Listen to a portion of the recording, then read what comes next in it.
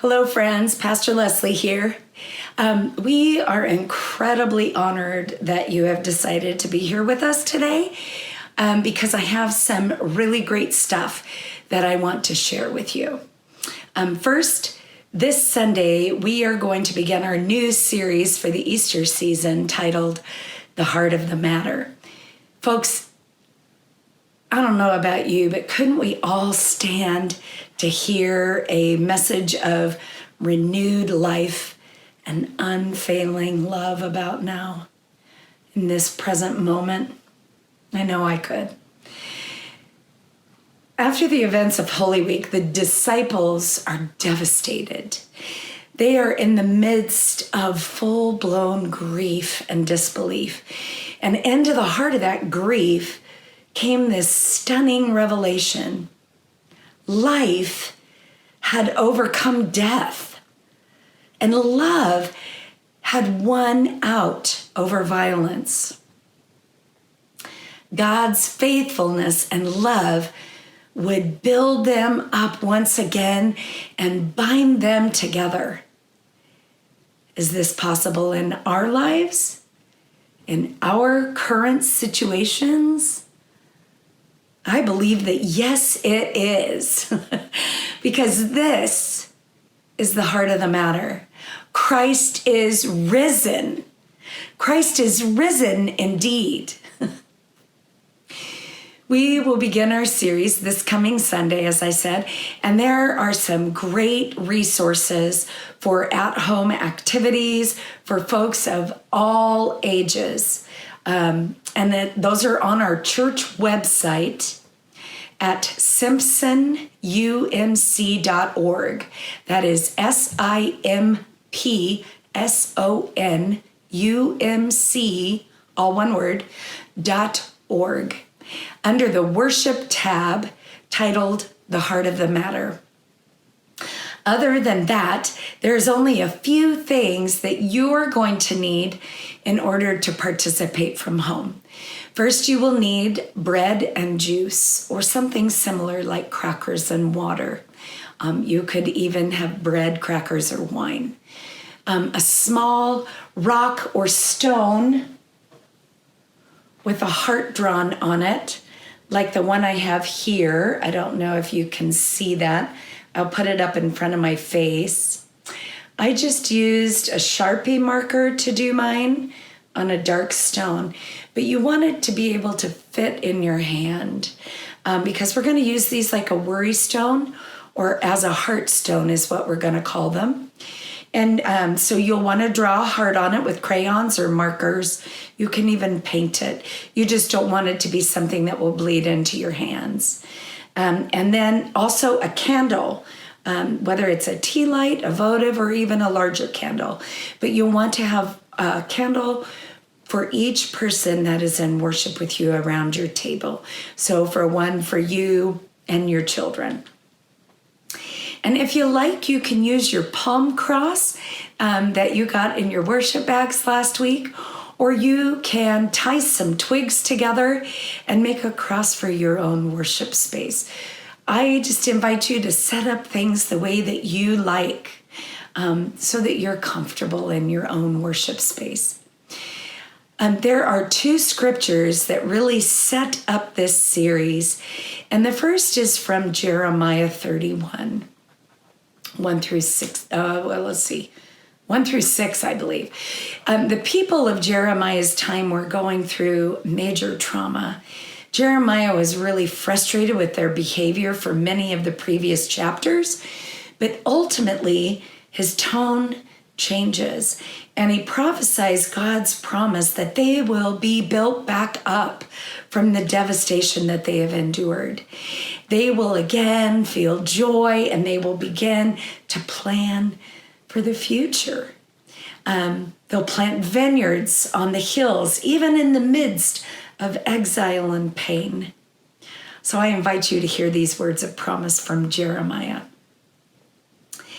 At that time, declares the Lord, I will be the God of all the families of Israel, and they will be my people.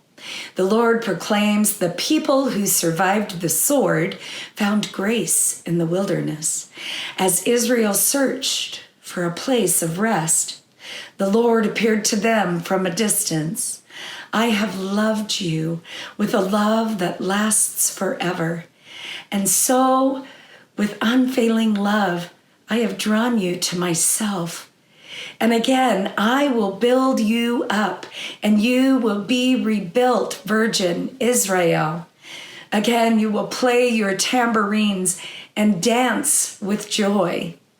Again, you will plant vineyards on the hills of Samaria. Farmers will plant and then enjoy the harvests.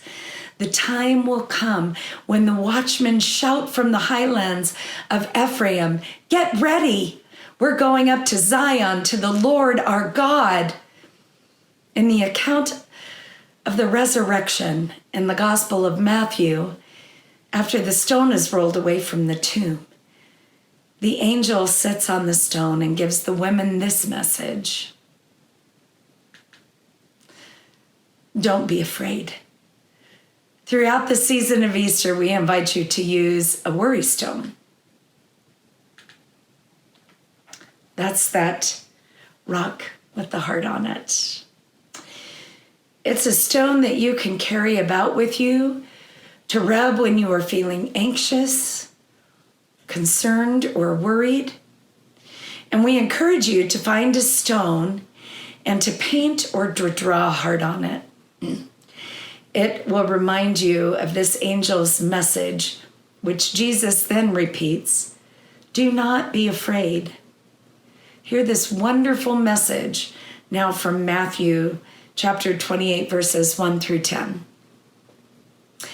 After the Sabbath at dawn on the first day of the week, Mary Magdalene and the other Mary came to look at the tomb.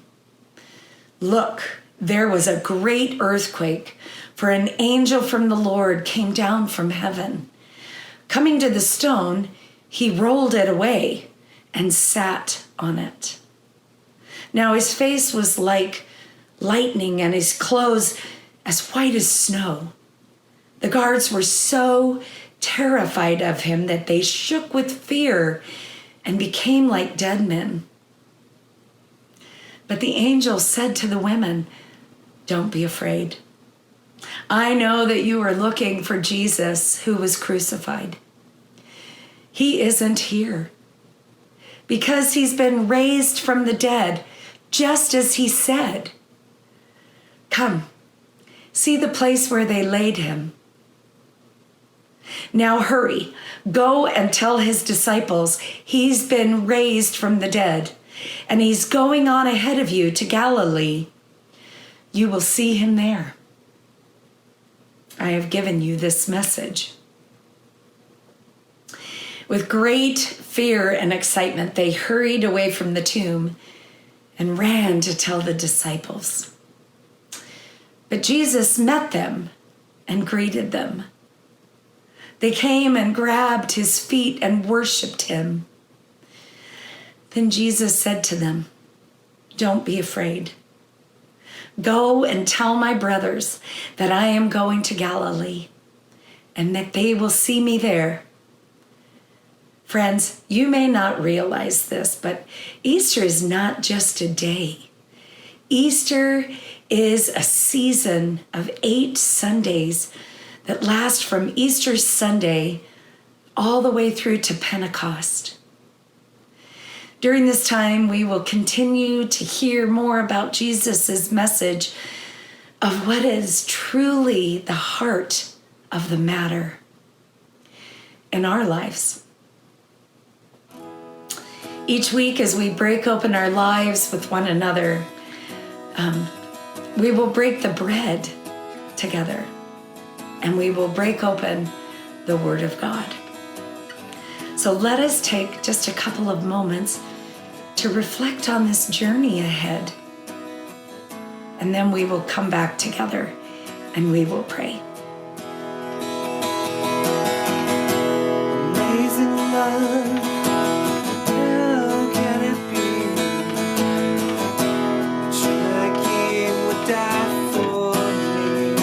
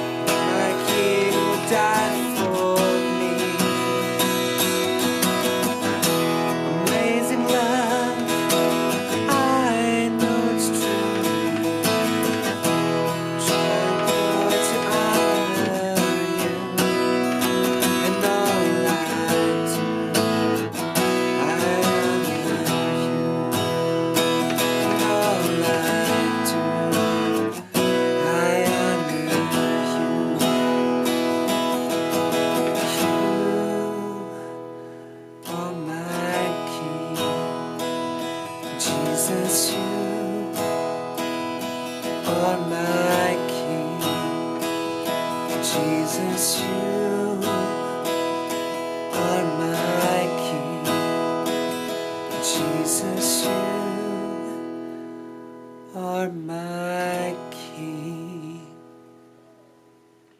Let us close with this prayer. This is a prayer that we are going to repeat every week of the Easter season. So you at home, I invite you to repeat after me because the words have incredible power. We know that Jesus is present among us.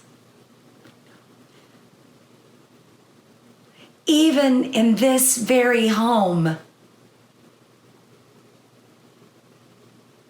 we will not let fear be louder than love.